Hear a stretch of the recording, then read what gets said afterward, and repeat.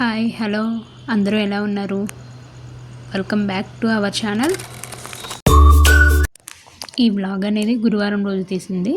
అంటే గురువారం రోజు పూజ మంత్రం ఎలా క్లీన్ చేశానో అవన్నీ ఇందులో చూపిస్తాను.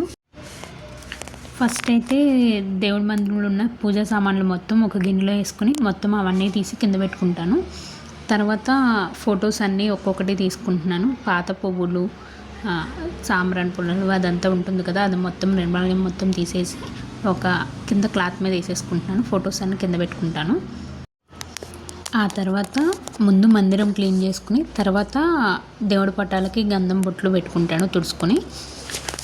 మందిరం ఎలా క్లీన్ చేస్తానంటే నార్మల్ వాటర్ తీసుకుని అందులో గంగాజలం కలిపి మందిరం మొత్తం తుడుచుకుంటాను తడి బట్టతో. ఫస్ట్ మొత్తం పైన అంటే నల్లగా పడుతుంది కదా ధూపంది దీపంది అదంతా తుడుచుకుని తర్వాత మళ్ళీ అంతా పొడి క్లాత్తో కూడా క్లీన్ చేసుకుంటాను.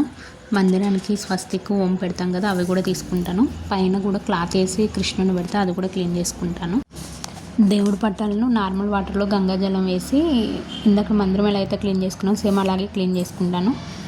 క్లీన్ చేసుకుని తర్వాత మళ్ళీ తడి ఏమి లేకుండా పొడి క్లాత్తో శుభ్రంగా తుడుచుకొని గంధం బొట్టు పెట్టుకుంటాను. ఇవంతా అయిపోయినాక మందిరంలో క్లాత్ వేసుకుని పెట్టుకోవాలి, అందుకని నేను క్లాత్ వేసుకుని పెట్టుకుంటున్నాను. పేపర్స్ వేసేదాన్ని వరకు, ఇప్పుడు పేపర్స్ సరిగ్గా దొరకట్లేదని చెప్పేసి క్లాత్ వేసుకుంటున్నాను. శాల్వాలు ఉంటాయి కదా మనం వాడనివి, ఇవన్నీ మందిరంలో పెట్టేసుకుని ఫోటోలు. తర్వాత తులసమ్మను కూడా తులసుకోవటం కూడా మొత్తం గంధం బొట్లు పెట్టేసుకున్నాను.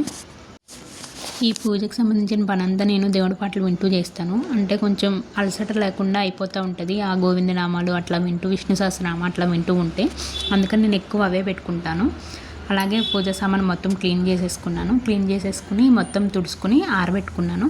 వాటికి బొట్లు కూడా పెట్టేసుకున్నా.